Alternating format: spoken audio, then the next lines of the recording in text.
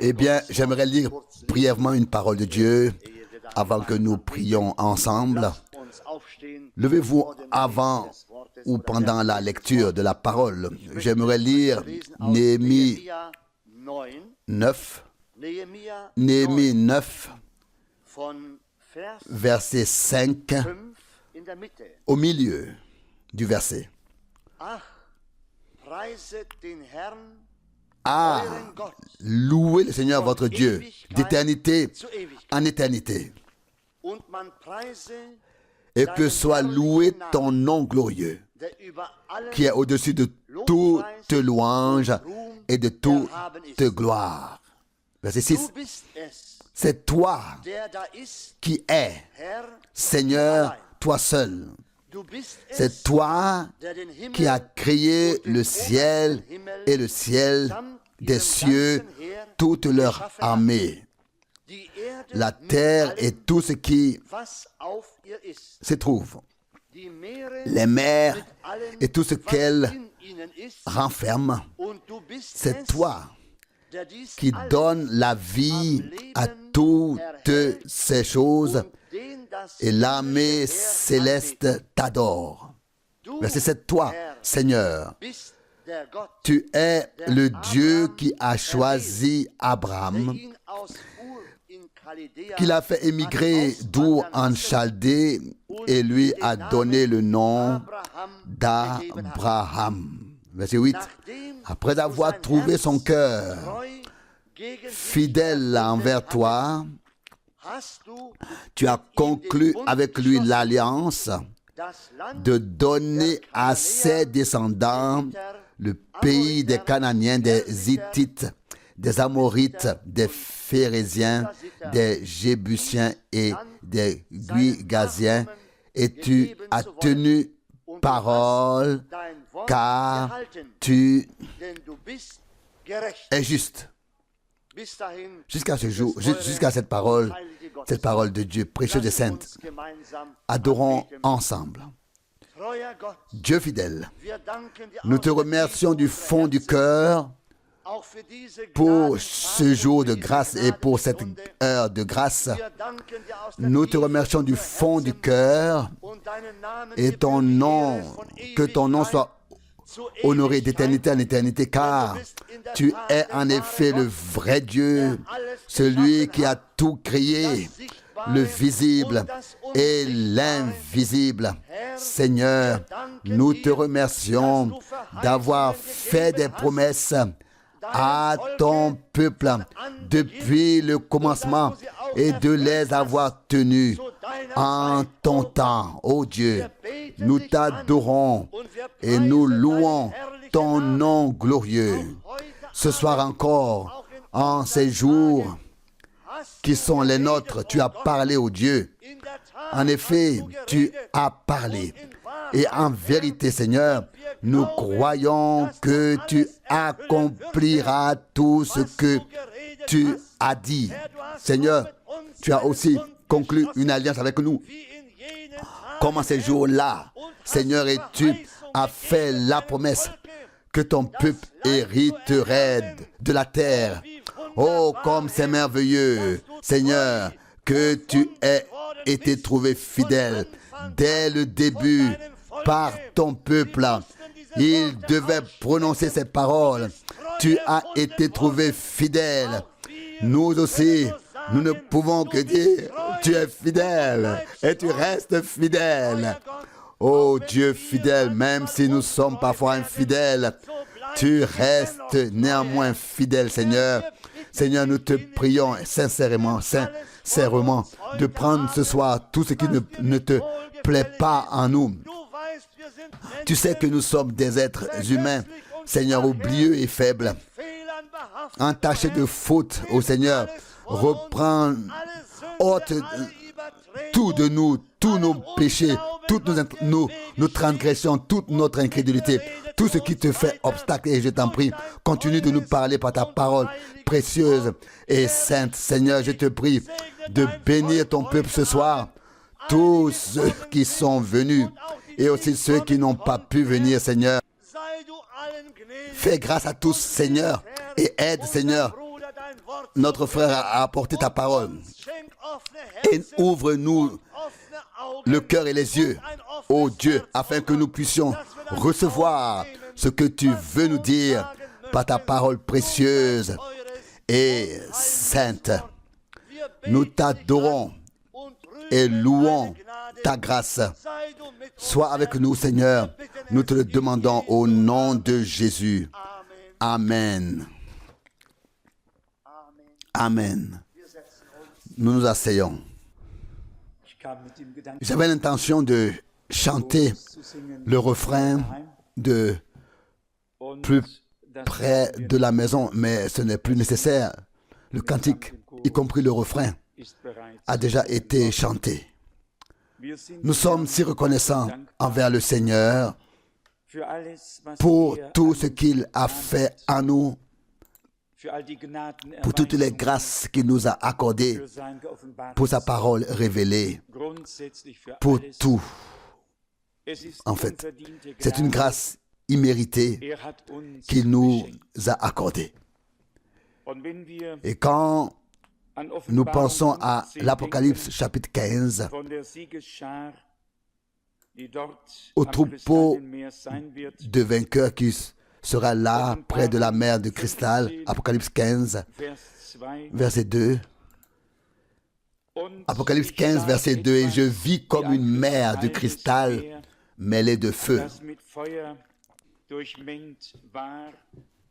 Mêlée de feu, et je vis debout sur la mer de cristal ceux qui avaient remporté la victoire sur la bête et son image et sur le nombre de son nom.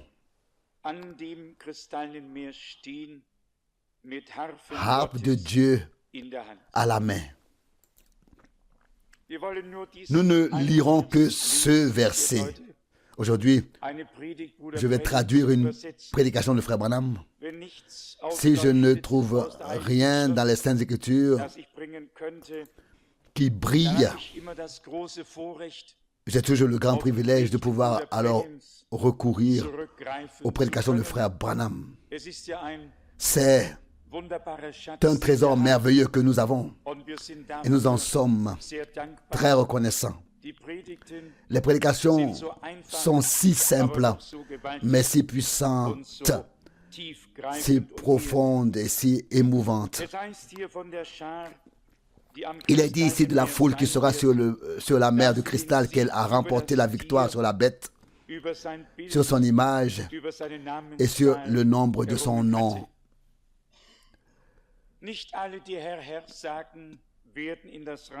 Tous ceux qui disent Seigneur, Seigneur n'entreront pas dans le royaume de Dieu.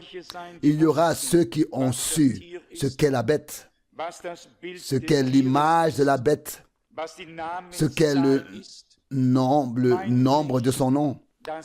Ne pensez pas que tous ceux qui pensent qu'ils y seront. Hier, j'ai presque eu le choc de ma vie en lisant dans le magazine du plus grand évangéliste du monde actuel un article sur la Trinité.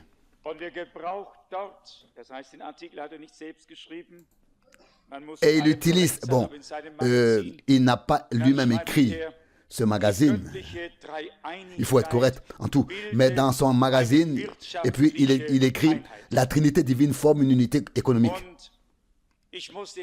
Et j'ai dû d'abord prendre une profonde inspiration. J'ai dû prendre mon souffle pour comprendre ce qui était dit là. La Trinité forme une unité économique. Une unité économique. Ce que l'un ne peut pas faire, l'autre le fait pour eux. L'autre le fait peut-être. Ce que l'un a oublié, le troisième le fait. La Trinité formerait une unité économique. Incroyable. Mais qu'est-ce que je veux dire par là? Et cela peut sembler dur, mais croyez-moi, toutes les confessions dénominationnelles vont dans la même direction. Ils ont repris les enseignements et ont ignoré la parole de Dieu ces derniers temps. Ils s'imaginent avoir le plus grand programme de Dieu sur terre, mais ils n'ont aucune idée de ce à quoi ressemble le programme de Dieu. Et cela ne nous rend pas critiques, non. mais reconnaissant. Reconnaissant pour la révélation que nous avons reçue par grâce. Ici, comme nous l'avons lu, il y aura une foule qui aura remporté la victoire sur la bête, sur l'image de la bête et sur le nombre de son nom. Ce sera la foule. Il doit donc s'agir de personnes qui ont eu la révélation de ces choses. Est-ce le cas ou non? C'est le cas, à 100%. Mais comme je l'ai dit, nous ne voulons pas prêcher aujourd'hui. Deux choses ont attiré mon attention dans la parole d'introduction. La première était le fait mentionné au verset 8. Verset 8, Néhémie 9, verset 8. Après avoir trouvé son cœur fidèle envers toi, tu as conclu une alliance avec lui. Puisse Dieu trouver notre cœur fidèle envers lui, afin de nous inclure dans cette alliance. Dieu a conclu une alliance sur la croix à Golgotha. Et puis, la dernière partie du verset 8. Et tu as tenu parole, car tu es juste. Puisse Dieu nous trouver fidèles dans ce qu'il nous a confié, fidèles dans ce qu'il nous a été accordé. Et puissions-nous aussi pouvoir dire, Seigneur, tu as tenu ta parole, car tu es juste. Comme frère Rousse l'a déjà souligné, il est aussi fidèle et il est vrai. Ce qu'il a promis, il le tient certainement. Chantons crois seulement, et ensuite je vais traduire une prédication, une très vieille prédication ce soir.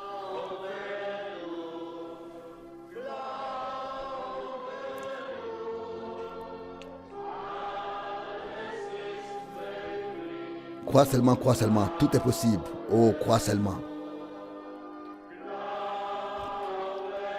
Crois seulement. Crois seulement. Tout est possible. Oh, crois seulement.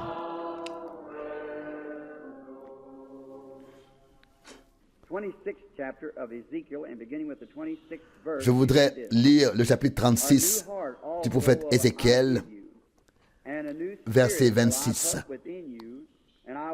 Ézéchiel 36, verset 26. Je vous donnerai un cœur nouveau et je mettrai en vous un esprit nouveau. J'ôterai de votre corps le cœur de pierre et je vous donnerai un cœur de chair. Ézéchiel 36, maintenant le verset 27. Je mettrai mon esprit en vous et je ferai en sorte que vous suiviez mes ordonnances et que vous observiez et pratiquiez mes lois. Verset 28. Vous habiterez alors le pays que j'ai donné à vos pères. Vous serez mon peuple et je serai votre Dieu. Nous allons maintenant parler du fondement et j'aimerais que frère David et vous tous fassiez preuve de patience. Je voudrais parler de ce qu'il faut pour mener une vie chrétienne, de ce qui la compose. Eh bien, il y a beaucoup de choses et nous savons beaucoup de choses, mais nous ne savons pas beaucoup de choses. Dieu nous a fait savoir certaines choses et nous voulons nous édifier sur ce que nous savons dans la parole de Dieu et découvrir de quoi il s'agit. Que Dieu nous bénisse pendant que nous proclamons sa parole. Pensez-y, et prier. Pour commencer, je voudrais dire ceci. Il y a toujours eu quelque chose qui n'allait pas dans l'Église. Nous le savons. Frère Charles et moi en avons parlé tout à l'heure. Il semble qu'il manque quelque chose quelque part parmi les gens. J'ai mes idées, nous avons les nôtres et nous avons travaillé aussi dur que possible. Mais nous n'avons pas réussi à abattre les murs qui se dressent devant nous. D'une certaine manière, on dirait que nous avons creusé la question. Mais un jour, les murs devront tomber et Dieu, l'armée unie de Dieu avancera sous une grande bannière du Seigneur Jésus-Christ. C'est mon sincère espoir. Eh bien, si l'Église du Dieu vivant est la colonne de la vérité, alors Dieu a prévu de faire d'elle une Église puissante, une Église glorieuse, une Église que le monde entier peut admirer, une épouse du Christ qui est acceptée, qui peut être représentée pour vivre dans une telle atmosphère et se comporter de telle sorte que Dieu puisse être fier de cette Église pour la lui présenter au retour du Seigneur, pour montrer que nous pouvons vivre de telle qualité. C'est ainsi que nous devrions vivre, mais nous constatons que très souvent, nous avons de bonnes intentions, mais nous n'y parvenons pas. Nous essayons d'agir en chrétien et nous disons, nous sommes ceci, nous sommes cela, et nous essayons de vivre correctement, mais nous n'y parvenons pas. Si nous, en tant qu'Église, considérions maintenant la chose, le christianisme ou l'Église n'a pas été destiné par Dieu à être dominé par des dénominations ni par des dogmes. Si Dieu avait prévu que l'Église soit dirigée par des hommes, des dénominations ou des intellectuels, alors nous n'aurions pas besoin du Saint-Esprit dans l'Église. Le succès de l'Église dépendrait alors de ce que les intellectuels y produisent. L'Église en dépendrait alors, et puis plus nous aurions d'intellectuels dans l'Église, plus le progrès serait grand.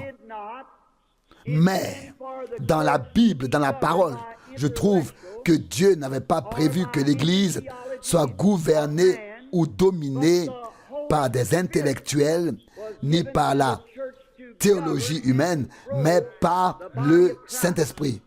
Il a été donné à l'Église pour unir et diriger le corps du Christ. Avec cela, selon moi,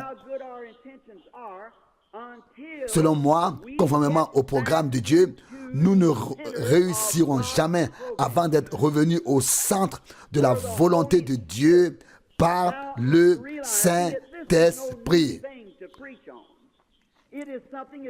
Eh bien, ce n'est pas nouveau d'en parler. On a souvent parlé de ce texte et de ce sujet, mais nous allons maintenant l'éclairer sous un autre angle. Nous avons parfois l'impression que c'est le Saint-Esprit qui est à l'œuvre, mais d'autres choses sont mélangées et ce n'est pas normal.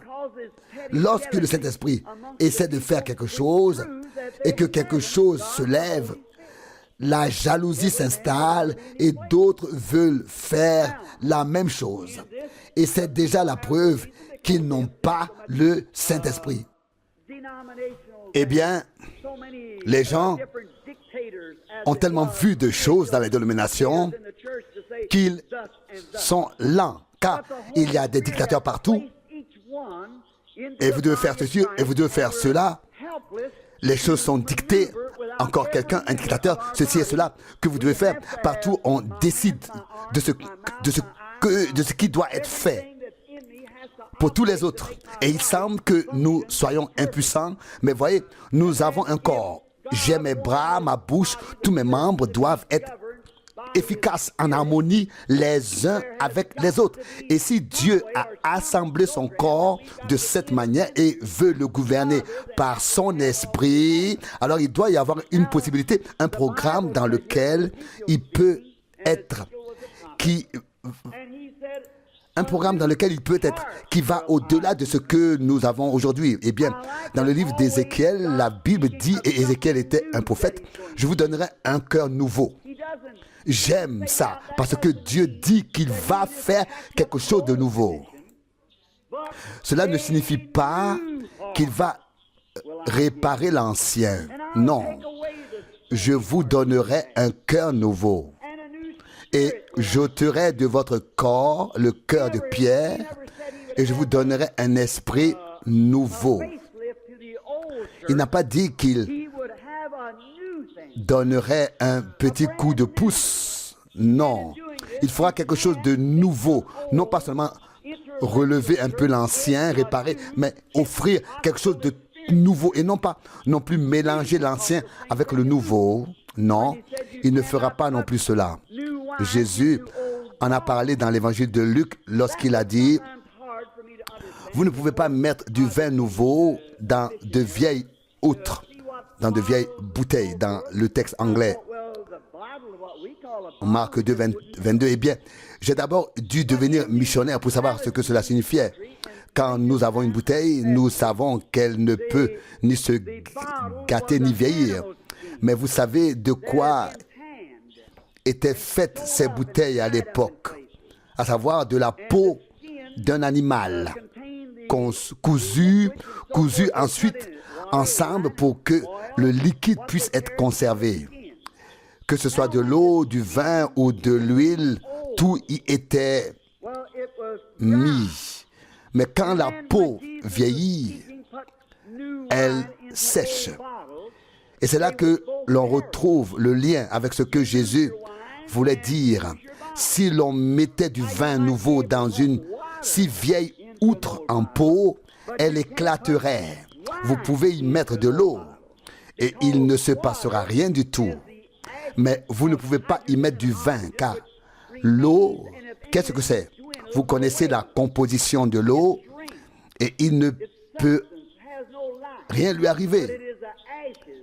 L'eau repose, elle est calme, rien ne se passe, elle n'a pas de vie en elle. Vous voyez? Mais c'est tout à fait différent avec le vin. Le vin a la vie en lui. Le vin nouveau, il passe par le processus de fermentation et il y a des choses qui bougent à l'intérieur. Et s'il se dilate dans la vieille bouteille en peau, alors elle va éclater. Et puis la bouteille en peau est cassée et le vin est perdu. Les deux ne sont plus là. C'est ainsi que nous voyons les choses aujourd'hui. Vous ne pouvez pas passer à travers une vieille forme et devenir nouveau en pensant que vous faites maintenant partie du programme de Dieu intellectuellement. Non, ça ne marche pas comme ça. Cette vieille peau sèche doit disparaître et quelque chose de nouveau doit naître. Une nouvelle peau, une nouvelle bouteille. Et vous savez comment c'était avec les animaux. Quand on prenait une nouvelle peau, une peau fraîche, elle était encore souple, elle s'étirait encore, elle contenait encore de la graisse. Et ainsi, elle cédait et elle restait en place. Mais il n'en était pas de même avec l'ancienne, devenue cassante. C'est comme ça aujourd'hui. Écoutez, nous avons besoin de vin nouveau, mais où sont les nouvelles bouteilles? Jésus-Christ est le même hier, aujourd'hui et éternellement. Sa puissance est la même aujourd'hui. Les intellectuels à la peau dure qui disent oh, attendez un peu, le temps des miracles est passé, est révolu. C'est le docteur John qui nous l'a dit. Non, c'est tout à fait différent lorsque le vin nouveau est mis dans une nouvelle autre. Vous voyez, lorsque la vie commence à bouger, rien n'éclate. Tout s'adapte et bouge avec cette vie. Vous voyez, Dieu a fait des promesses divines. Et Jésus-Christ reste le même hier, aujourd'hui et pour l'éternité. Lorsque vous êtes devenu nouveau, que du vin nouveau est entré en vous, vous dites Alléluia, gloire à Dieu. C'est vrai, c'est la vérité. Vous voyez, vous ne pouvez pas mettre du vin nouveau dans de vieilles bouteilles. Non, cela ne marcherait pas. Vous voyez, si nos enseignants, si nos prédicateurs, si les bergers, laissez-moi vous le dire, nous avons besoin d'une nouvelle vie, mais nous avons besoin que cette nouvelle vie soit acceptée. Vous voyez, et il veut mettre son esprit en nous, car l'esprit soutient la parole. Autrefois, quand quelqu'un était guéri et témoignait cela, les noms renouvelés disaient, ceux qui ne sont pas nés de nouveau, ils disaient, attends, je te parlerai dans un an, on verra ce que le médecin dira. Mais quand quelqu'un est né de nouveau, est renouvelé, et qu'il attend, et qu'il entend un tel témoignage, il dit, Alléluia, gloire à Dieu, je me réjouis avec toi. Vous voyez, on remarque tout de suite où il y a du nouveau, où il y a une nouvelle naissance. Mais vous ne pouvez pas mettre du vin nouveau dans de vieilles outres. Cela me rappelle une expérience, je ne sais pas si je vous l'ai déjà raconté. C'était il y a de nombreuses années, j'étais en voyage de chasse. Et je pensais être un bonhomme des bois. Et j'étais sur la piste d'un vieil ours. Je l'avais vu plusieurs fois, mais je n'avais pas le droit de l'abattre et je n'en avais pas l'intention. Mais je le suivais à la trace.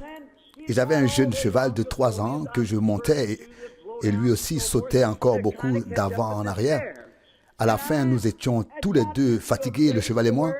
Et puis, j'ai pensé, maintenant, tu t'arrêtes. Et je suis arrivé à un endroit d'où je pouvais regarder en arrière et je pouvais regarder dans presque toutes les directions depuis la colline. Et comme je le fais parfois, j'ai fermé les yeux et je me suis recueilli pour savoir si le Seigneur voulait me dire quelque chose. Et vous savez, vous devez pouvoir vivre dans le domaine spirituel. Vous devez être en communion avec lui. Et quand j'ai continué mon chemin en direction de là d'où je venais, j'étais en haut dans les montagnes et soudain, j'ai été surpris. Il avait plu un peu cet après-midi-là, mais les nuages se sont dissipés et le soir, la lune est sortie et je suis arrivé dans une zone où un feu avait eu lieu dans la forêt. Et d'une certaine manière, tout était complètement nu. Tout était nu dans les environs. Et il n'y avait pas d'écorce sur les arbres. Ils étaient complètement nus.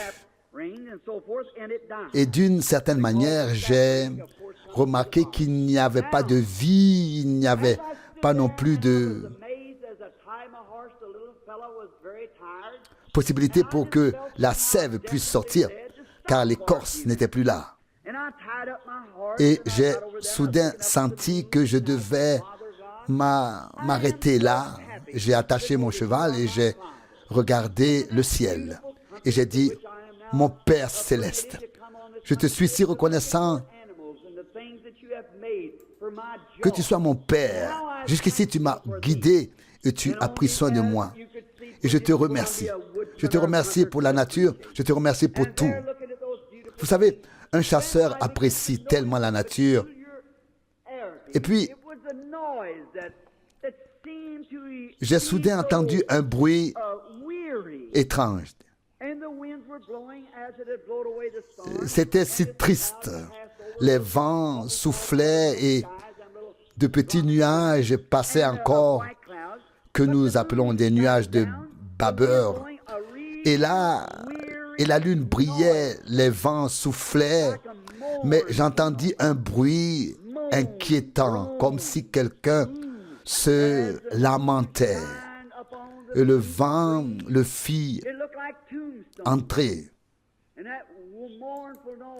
Et je ne savais pas encore ce que c'était. Un gémissement presque effrayant. Et je me suis dit, oui, Seigneur, que signifie tout cela? On nous dit pourtant que les pas du juste sont guidés par le Seigneur et que tout sert au bien de ceux qui aiment Dieu. Que se passe-t-il ici, Seigneur? De quoi s'agit-il? C'est ton grand amour pour ton peuple. Nous traversons l'obscurité, c'est vrai, mais la lumière revient toujours. Et je crois que même si l'Église n'a pas encore atteint ce stade, elle y parviendra. Elle y parviendra. Nous croyons, nous prions et nous allons de l'avant. Oh, quel moment de joie ce sera! Lorsque les rachetés se présenteront ce jour-là devant le Rédempteur et qu'il se tiendra devant nous en tant que roi des rois et seigneur des seigneurs, qu'il sera couronné et que nous serons sur la montagne de Sion. Oh, la paix régnera sur toute la terre et les rachetés régneront avec lui. Oh, quand nous chanterons le chant de la rédemption, les anges se tairont. Ils ne comprendront pas ce qui se passe, car ils n'ont pas été rachetés. Ils ne sont jamais tombés pour pouvoir être rachetés. Seuls les hommes savent ce que signifie être racheté. L'ange ne sait pas ce que signifie être perdu. Oh, quelle joie nous exprimerons là-bas. Et je crois aussi que ce sera déjà le cas comme ça dans l'Église.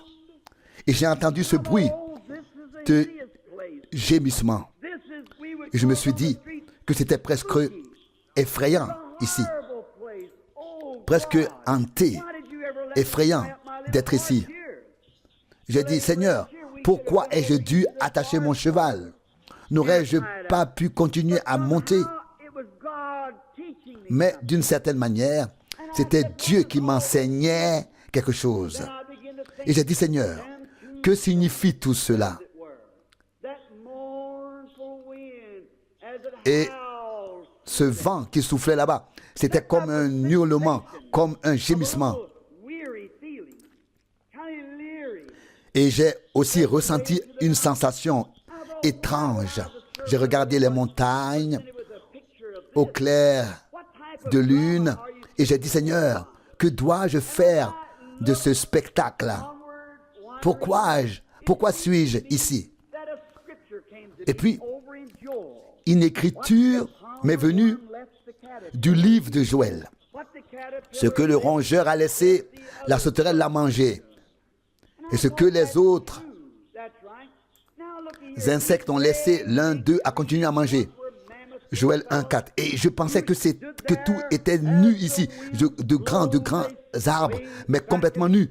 Ils étaient verts autrefois. Le vent les faisait autrefois bouger. Quel spectacle majestueux cela devait être. Et à quoi cela ressemble-t-il maintenant? Le vent souffle, mais plus aucun mouvement, plus aucune vie. On n'entend plus qu'un gémissement, un râle. Ils sont morts. Et les mêmes vents peuvent souffler et ils restent raides, si raides que le vent ne peut plus les déplacer. Ils ne bougent plus que légèrement et émettent un son lamentable. Ce n'est plus comme avant. La vie et la beauté, l'ombre, il il ne reste plus rien, dépouillé et gémissant. Et je me suis dit, oh oui Seigneur, c'est ça. Et puis, j'ai pensé à ce qu'il en était autrefois avec les luthériens, les méthodistes, les pentecôtistes, les nazariens, les pèlerins de la sainteté, avec toutes les communautés religieuses que nous avons. Et je me suis dit, quand ils ont commencé, comment vivaient-ils? Comment est-ce qu'ils avaient la vie en eux-mêmes? Le Saint-Esprit était en eux. Et chaque fois que Dieu envoie son puissant vent, comme le jour de la Pentecôte, oh, comme ils se réjouissent des bénédictions de Dieu. Tout est agité, animé. Et il y a un mouvement. Il y a eu un réveil après l'autre. Mais que s'est-il passé ensuite? Les feux de la persécution se sont éteints et la vie a disparu. Comment vont-ils maintenant? Des séminaires ici et là. Les garçons y vont, ils reçoivent une excellente formation, mais ils ne connaissent pas le baptême du Saint-Esprit. Ils ont fermé la ligne de vie. Pensez au réveil méthodiste. Quand on tenait des réunions dans les écoles et que le Saint-Esprit descendait sur les gens qui tombaient par terre et qu'il fallait attendre qu'ils se remettent. Parfois, on trempait quelque chose dans de l'eau froide et on le posait sur leur front comme un mouchoir pour les rafraîchir et qu'ils se remettent. J'ai moi-même vu des gens être ainsi sous la puissance de Dieu à la communauté religieuse baptiste. Et maintenant, tout est fini. Tout est expliqué et la vie n'est plus là. La formation est là. Au lieu que les gens viennent à l'autel, l'autel n'est plus là. Le banc de repentance a été enlevé, il est à la cave. Et l'autel n'est plus là du tout. Il y a un grand orgue à tuyaux et tout est différent de ce que c'était avant. Ce ne sont plus les âmes qui viennent à l'autel. Maintenant, ce sont des fleurs, des lys qui sont là devant et qui décorent l'autel. Et quand ils chantent si fort qu'on a du mal à suivre leur voix. Bien sûr, ils ont de belles voix. Mais quand ils chantent si longtemps, jusqu'à ce que leur visage devienne bleu, et qu'ils disent ensuite, nous faisons cela pour la gloire de Dieu. Ça, je ne crois pas. Non. Quand j'entends ce genre de choses, c'est très mauvais. Quand j'entends une voix qui tient le ton si longtemps qu'elle en a le visage bleu et qu'elle en fait un spectacle, ce n'est rien de plus qu'un spectacle. Elle ne chante pas pour la gloire de Dieu. Non, certainement pas. Non. Ce dont nous avons besoin, ce sont des cantiques si anciens que le Saint-Esprit lui-même peut descendre jusqu'à ce que tous puissent chanter dans l'Esprit. Vous voyez, ils disent, les jours des miracles sont révolus et ce n'est plus là, etc. Tout est intellectuel, le baptême du Saint-Esprit n'est plus là. Puis tout s'est figé. Pas étonnant que tout se soit figé. Autrefois, c'était des arbres florissants et verdoyants. Maintenant, ils sont figés, sans vie. Mais à l'époque, c'était des arbres vivants et en pleine croissance. Et maintenant, on n'entend plus qu'un bruit. La ligne de vie n'est plus là. Quand Dieu envoie son vent, quand il fait descendre son esprit, que se passe-t-il? Il reste alors raide. Ce n'est pas un son affectueux qu'il émette, mais un bruit lamentable. Quoique le même vent souffle. Et si quelqu'un dit, il y a une campagne de guérison là-bas. Oh, alors, on dit immédiatement, non, tu n'iras pas là-bas. Et puis on dit immédiatement, tu n'as pas besoin d'écouter le prédicateur là-bas. Et on a cru ces gens au lieu de suivre le Saint-Esprit. Dieu veut révéler son salut, manifester son salut. Il veut se faire connaître. Il veut remettre le Saint-Esprit dans l'église. Il veut ramener le Saint-Esprit dans l'église comme cela s'est produit autrefois dans la salle haute. Et non pas que nous disposions de l'Esprit, mais que ce soit l'Esprit qui puisse disposer de nous. Vous vous demandez de quoi il s'agit? Oui, le vent vient du ciel comme autrefois. Et Christ est le même qu'à la Pentecôte. Alors vint du ciel un bruit tel que celui d'un vent impétueux. Alors vint l'Esprit de Dieu. Alors le Seigneur se révéla. Voici la voix de Dieu, la manière de Dieu. Mais quand Dieu envoie maintenant ces choses en lien avec des rassemblements de guérison, oh, alors on se demande ce que disent nos intellectuels. Oh, je vous le dis, le temps des miracles est révolu. La guérison divine n'existe pas et le baptême de l'Esprit non plus. Je voudrais, dit-on, que mon assemblée, ma communauté en prenne connaissance. Vous voyez, ils ont ces choses dans leur tête de manière intellectuelle. Allez voir s'ils l'acceptent ou s'ils le rejettent. Vous voyez, ils ont l'air de croire, mais en fait, ils ne croient pas. Ils ne croient pas. Ils sont intellectuels. Ce sont ceux qui se considèrent comme non éduqués. Les gens simples aimaient entendre le Seigneur, l'écouter, c'est écrit. Alors, je me suis dit, pourquoi suis-je ici maintenant?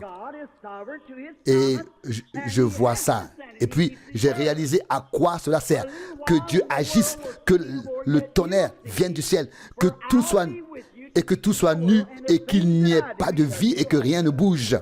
Vous voyez, Jésus a dit, les œuvres que j'ai faites, vous les ferez aussi. Et vous en ferez de plus grandes que celles-ci. Jean 14, 12, les promesses sont là. Mais comment peuvent-elles se réaliser?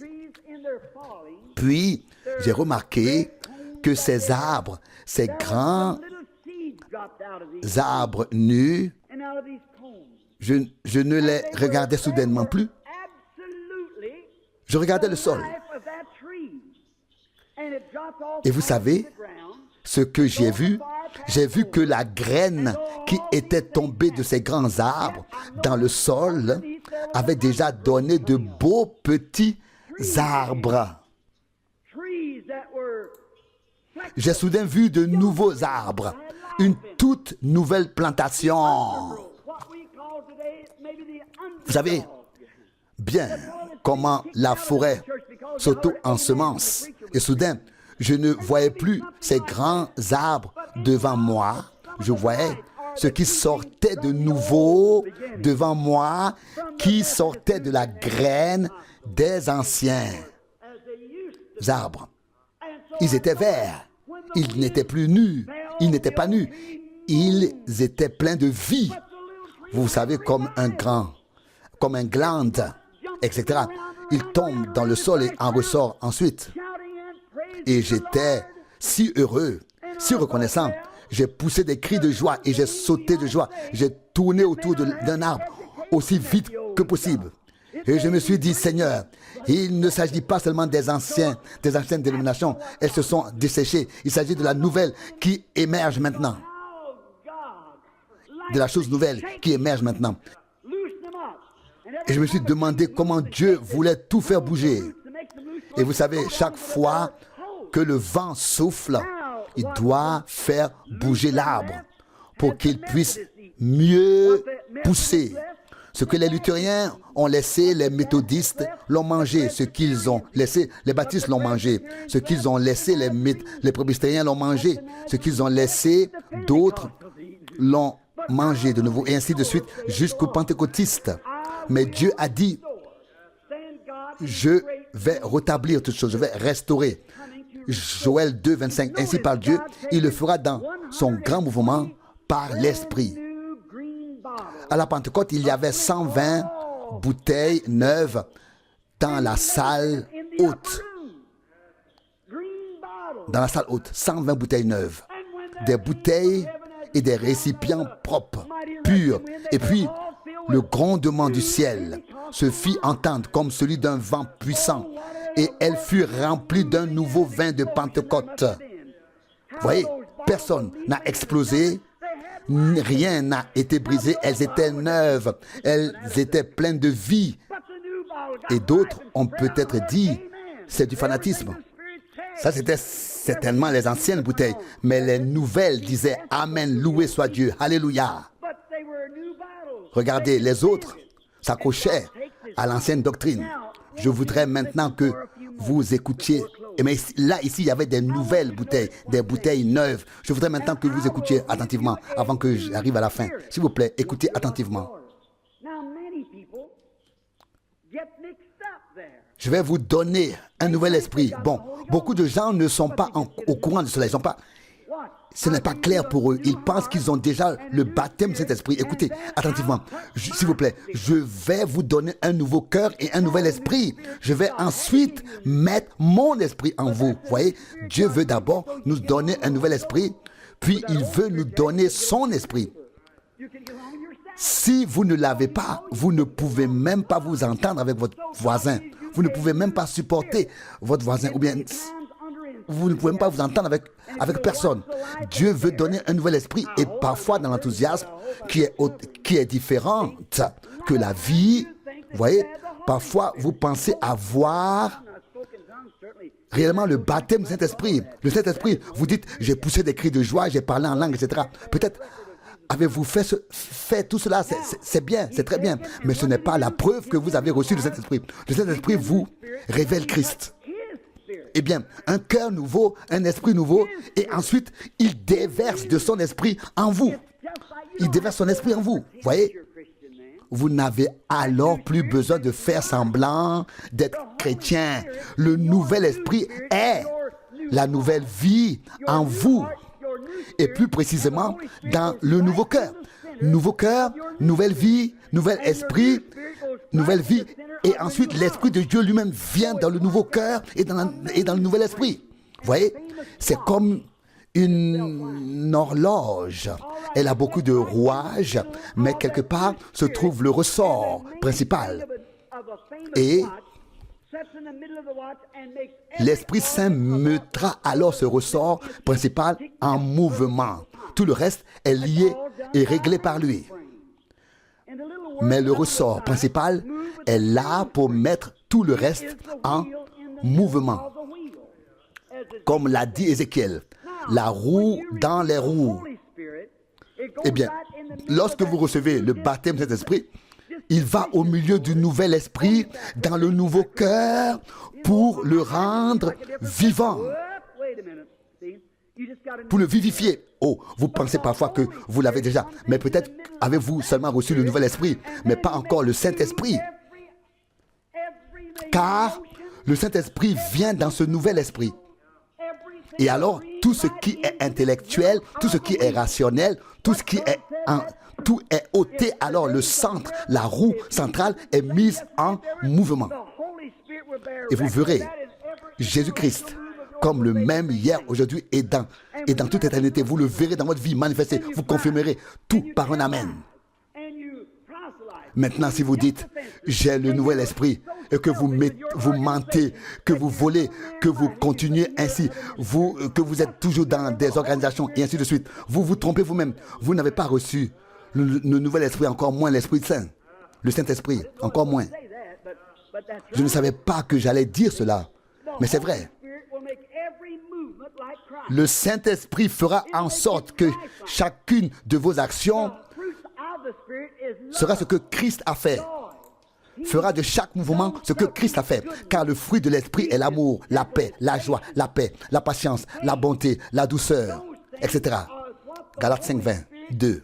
Ce sont ces choses que le Saint-Esprit produit, pas vos émotions.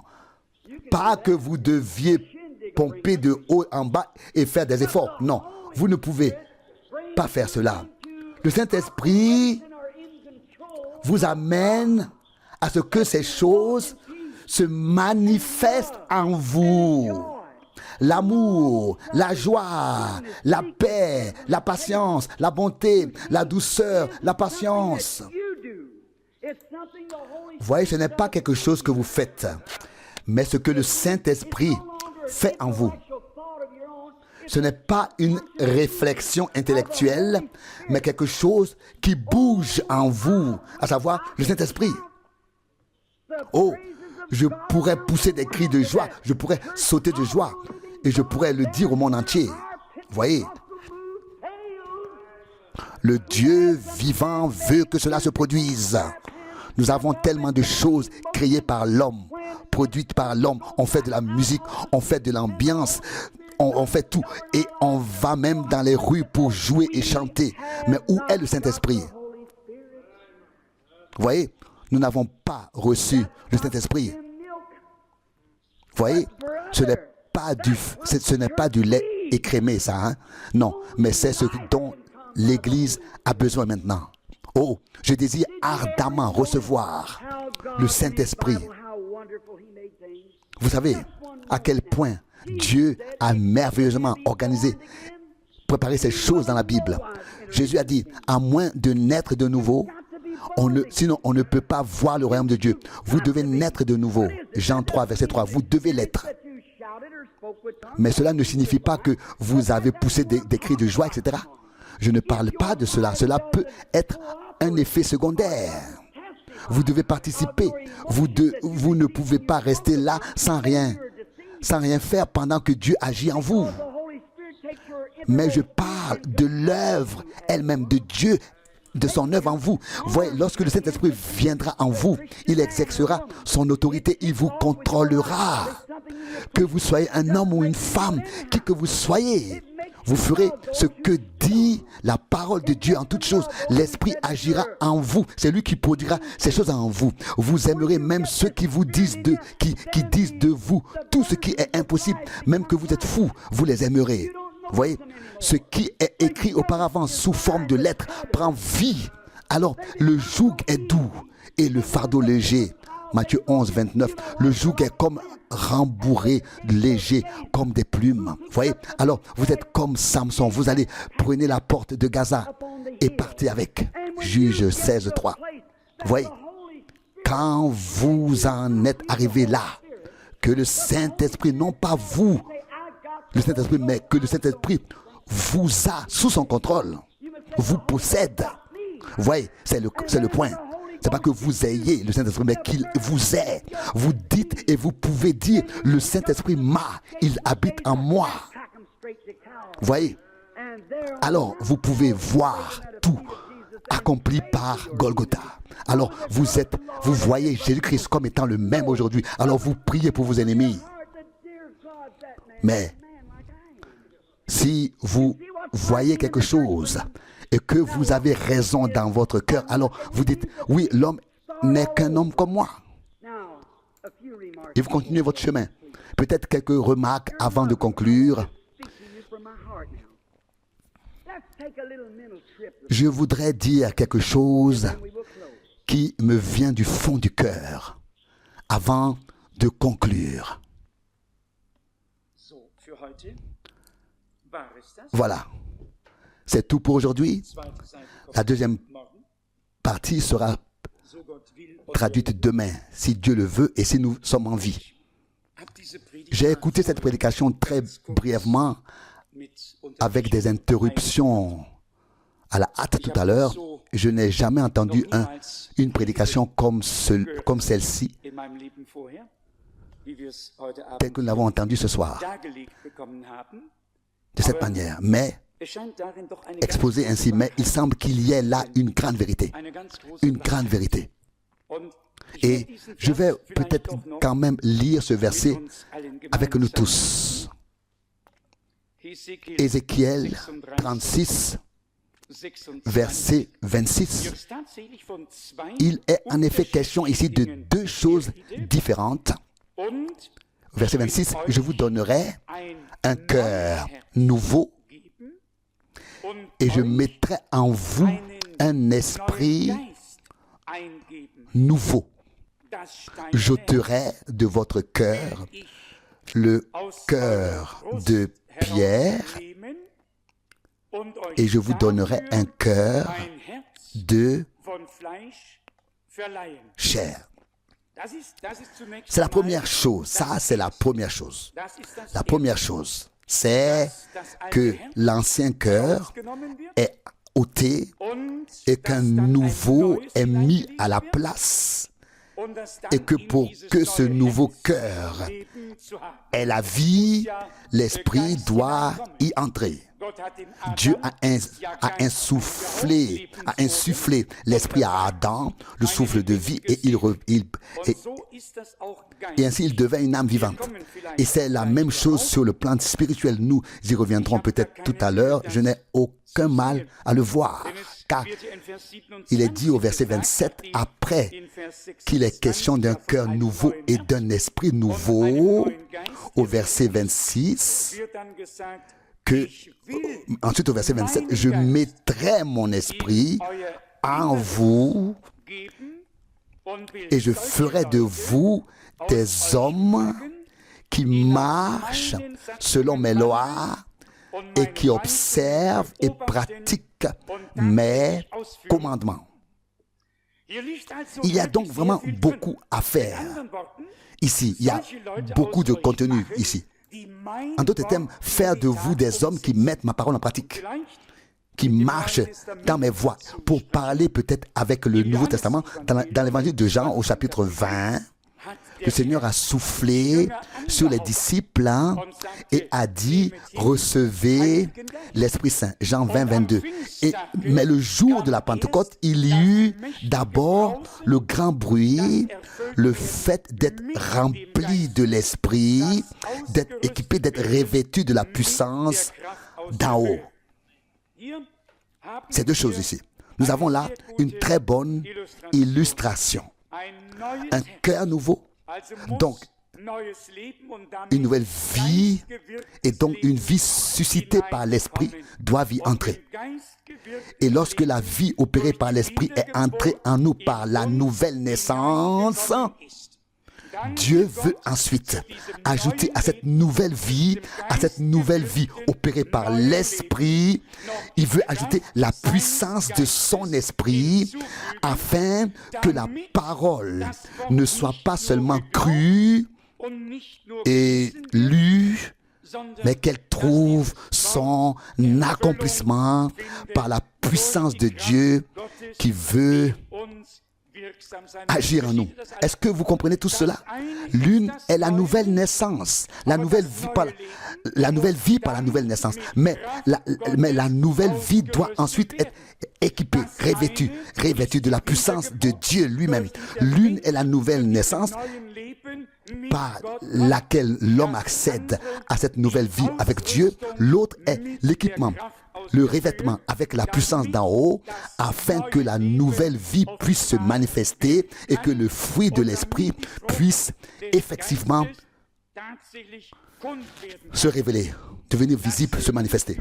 Ce qui est beau, comme nous l'avons entendu, c'est que ce ne sont plus nos efforts. Nous n'avons plus besoin de faire des efforts pour aimer quelqu'un ou pour faire quoi que ce soit d'autre que Dieu nous demande. Au contraire, bien au contraire, la puissance agit, elle est alors en nous. Ou la puissance qui transforme la parole en action est alors en nous. Et nous en avons tous besoin.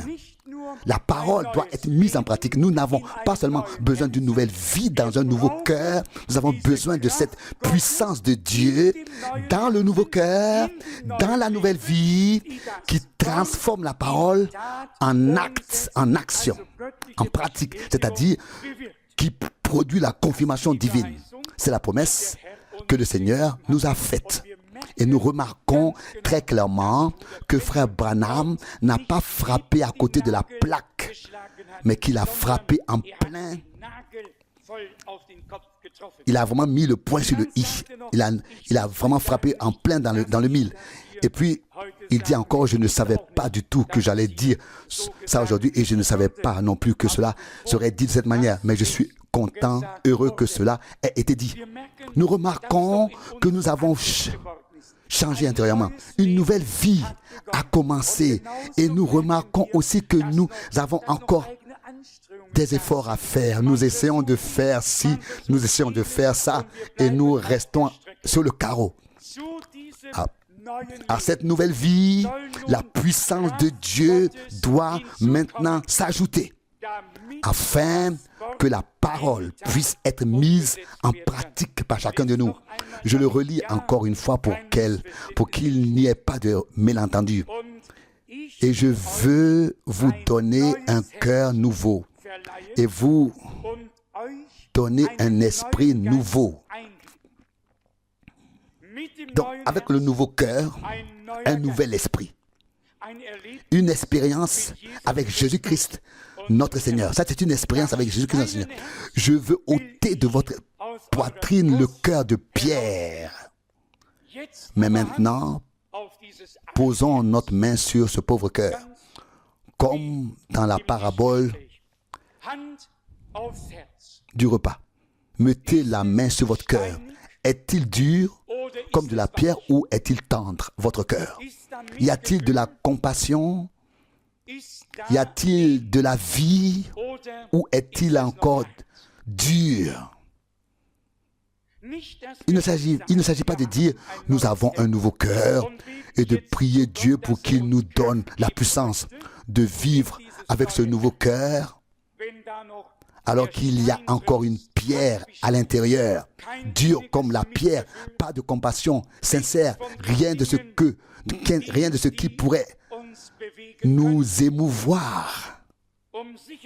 Pour être sûr, je suggérerais de prier pour les deux.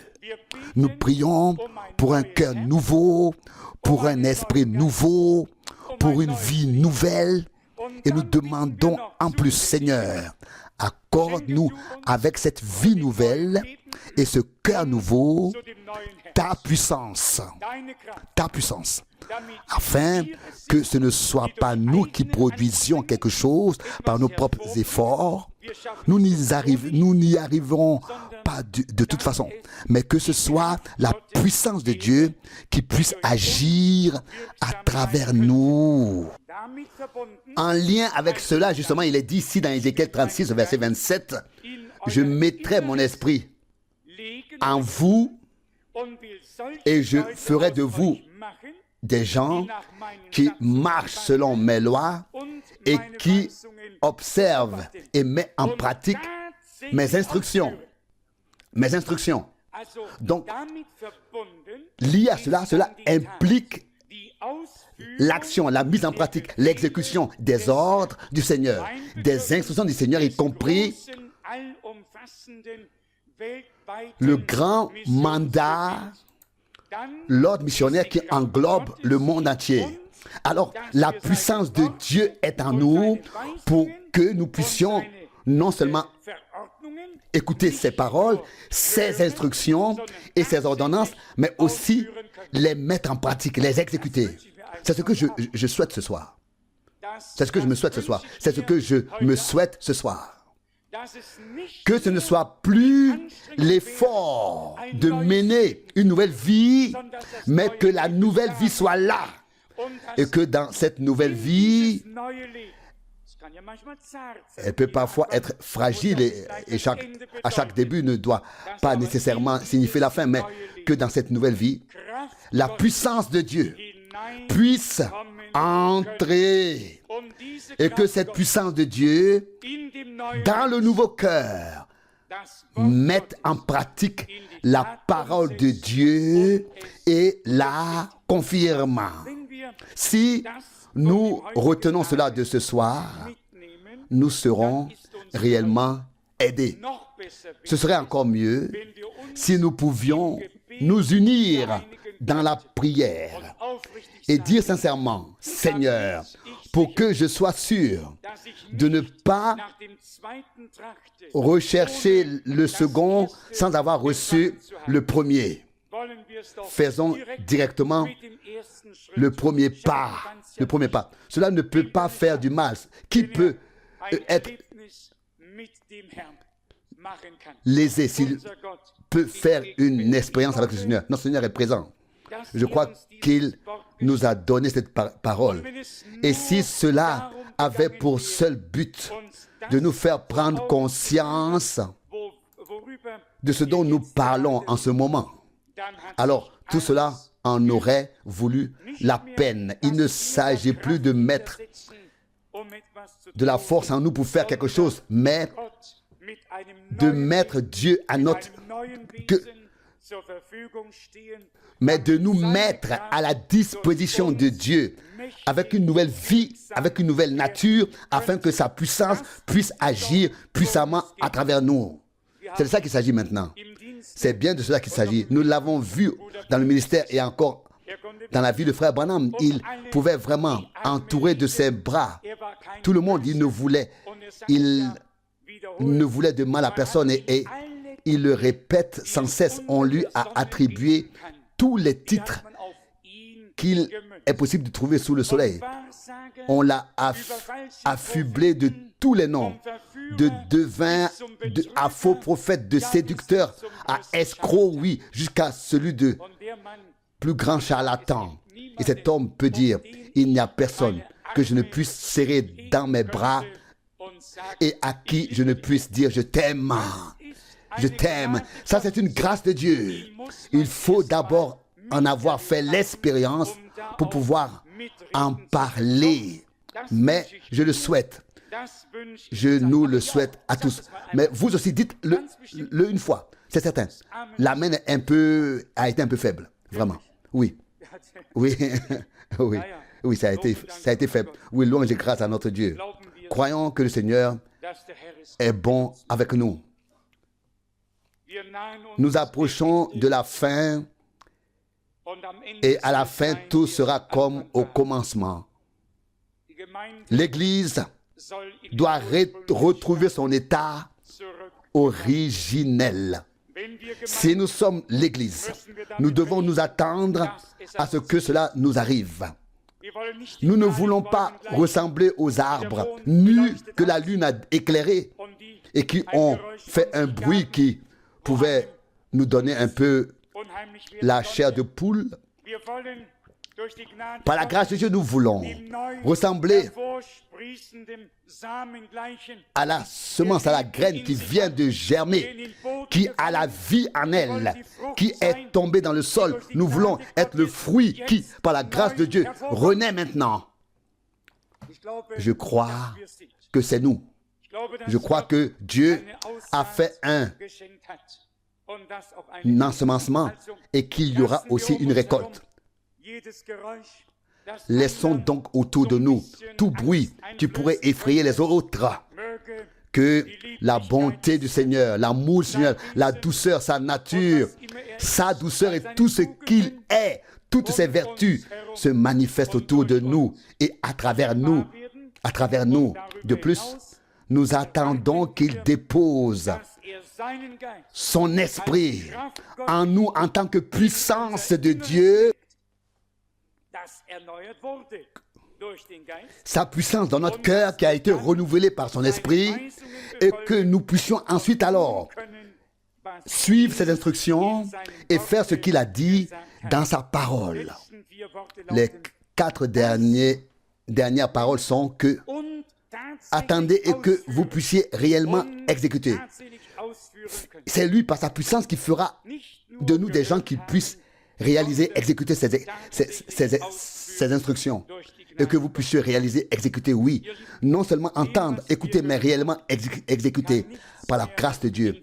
Mes chers amis, on ne peut rien ajouter à ce que nous avons entendu. Nous y croyons et nous attendons de Dieu une véritable renaissance, un cœur nouveau, un esprit nouveau, c'est-à-dire une nouvelle vie dans ce cœur nouveau grâce à une véritable nouvelle naissance par la parole et l'esprit de Dieu. Et puis, nous nous attendons à ce que nous qui avons vécu réellement cette nouvelle naissance de manière biblique, d'être ensuite revêtus, équipés, dotés de l'autorité de la puissance de Dieu. Et ce n'est plus nous alors qui faisons quelque chose, mais c'est la puissance de Dieu à travers nous. Nous n'avons plus d'efforts à fournir. Nous sommes seulement des gens à la disposition du Seigneur. Je le répète, je le souhaite. Je veux voir chaque parole de Dieu s'accomplir comme nous l'avons si bien entendu dans la parole d'introduction. Le Seigneur est juste. Néhémie 8, verset 9. Plutôt, Néhémie 9, verset 8. Tu as tenu parole car tu es juste. Dieu ne devrait-il pas tenir parole? Il est vrai et sa parole est vraie. Il tient ses promesses. Il nous a promis un cœur nouveau et un esprit nouveau. Nous l'acceptons, ce qu'il nous a dit, sans hésitation, sans rien. Accepte-le aujourd'hui et dites, Seigneur, je te remercie pour la promesse. Je vous donnerai un cœur nouveau et un esprit nouveau. La nouvelle alliance a été confirmée dans son sang. Le nouveau cœur, la nouvelle vie sont à ta disposition et à la mienne. C'est dans cette nouvelle vie que la puissance de Dieu doit à nouveau se manifester maintenant. C'est dans cette nouvelle vie que la puissance de Dieu doit maintenant venir pour se manifester. Comme vous le savez, le Christ, notre Seigneur, est également né de l'Esprit. Et lorsqu'il a dû commencer son ministère, d'abord l'Esprit est venu sur lui. La puissance. D'un côté, il était engendré par l'Esprit et de l'autre, il était ensuite rempli de l'Esprit. Et puis, après l'épreuve, le ministère a commencé. J'espère qu'un jour, notre épreuve prendra fin et que le ministère pourra alors commencer avec une autorité absolue, sans présomption, mais en regardant vers Dieu. J'ai confiance que le Seigneur confirmera sa parole. Que ce soit à travers moi, à travers toi, c'est son affaire, mais il se montrera fidèle. Il fera ce qu'il a dit et nous pourrons finalement dire, tu as tenu parole, car tu es juste. Et le Seigneur Dieu dit que je restaurerai, rétablirai toutes choses. Nous avons entendu le message et après l'avoir entendu, nous devons recevoir pleinement cette restitution, ce rétablissement de toutes choses. Que Dieu nous bénisse tous par la richesse de sa grâce. Amen. Levons-nous et remercions-le du fond du cœur de nous parler encore. Frère Rousse, veux-tu prier avec nous? Père Céleste, nous te remercions à nouveau pour ta parole précieuse et sainte, pour ce que tu nous as dit ce soir. Dieu fidèle, tu connais nos cœurs, tu connais nos vies. Nous sommes devant toi. Révélé, nous ne pouvons pas nous cacher devant toi. Mon Dieu, fais-nous comprendre ce que nous sommes, ô Seigneur. Seigneur, si nous n'avons pas encore cette nouvelle vie, si notre cœur de pierre est toujours là, nous te prions sincèrement, ensemble, ô Seigneur, ôte de nous, ô Seigneur, ce cœur de pierre et donne-nous une nouvelle vie, un nouveau cœur, ô Seigneur, un nouvel esprit de certitude. Ô Seigneur, afin que nous ayons la certitude, Seigneur, que tu as créé quelque chose de nouveau en moi, en nous tous, ô Seigneur. Mon Dieu, nous ne pouvons pas le faire nous-mêmes, mais nous savons que tu es capable de le faire. Et nous te prenons au mot, à ta promesse. Car tu l'as dit dans Ézéchiel, tu l'as promis, je vous donnerai un cœur nouveau. Mon Dieu, nous ne pouvons pas le prendre nous-mêmes, nous le procurer, mais nous te demandons de nous le donner. Seigneur, fais-le, mon Dieu, si possible, ce soir. Mon Dieu, maintenant, en ce moment précis, tu es juste, tu es fidèle, tu es vrai, Seigneur. Nous t'adorons du plus profond de nous-mêmes. Ô Seigneur, tu tiens parole. Ce que tu as promis, tu veux le donner, Seigneur. Et tu le donnes. C'est pourquoi nous te louons. Mais plus encore, nous voulons avoir ton esprit, Seigneur, et d'être revêtus de ton Saint-Esprit, de la puissance d'en haut. Gloire et honneur, gloire et adoration à ton nom. Seigneur, je te prie, crée de telles prières dans nos cœurs. Ce soir, Seigneur, donne le vrai désir, donne la vraie faim et le vrai désir pour cela, ô Seigneur, pour toutes ces choses, car ainsi nous ne pouvons pas subsister devant toi, Seigneur. Nous avons de plus en plus besoin de toi. Nous avons besoin de ce que tu crées, Seigneur. Pas de ce que nous créons, mais de ce que tu crées. C'est ce dont nous avons besoin, Seigneur. Et nous voyons dans les Écritures que tu l'as toujours donné à ton peuple. Même à l'époque, autrefois, où tu étais sur terre, Seigneur, tu l'as donné à tes disciples. Et nous avons besoin que tu nous le donnes, ô Dieu. Nous ne faisons pas que le dire, Seigneur. Nous le savons à partir d'aujourd'hui, Seigneur. Nous le pensons réellement. Donne-nous la vie. Donne la vie à toute ton œuvre. Oh, fais de nous quelque chose, Seigneur, pour l'honneur de ton nom, Seigneur. Seigneur, nous croyons que tu atteindras le but avec nous, Seigneur. Gloire à ton nom. Seigneur, accorde la grâce, que personne ne doute, mais nous savons que tu es toujours le même, hier, aujourd'hui et pour l'éternité. Alléluia. Gloire et honneur, gloire et adoration à ton nom. Alléluia. Amen. Tout est nouveau. Tout est nouveau.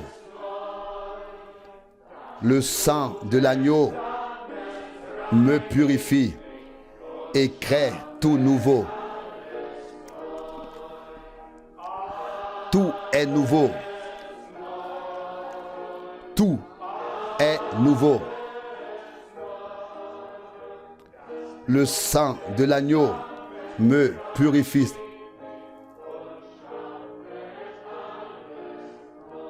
Le sang de l'agneau me purifie et crée tout nouveau.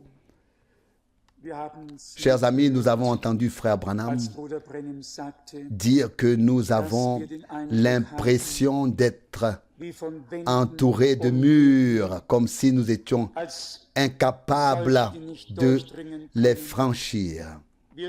Nous sentons que quelque chose n'est pas encore comme il devrait être.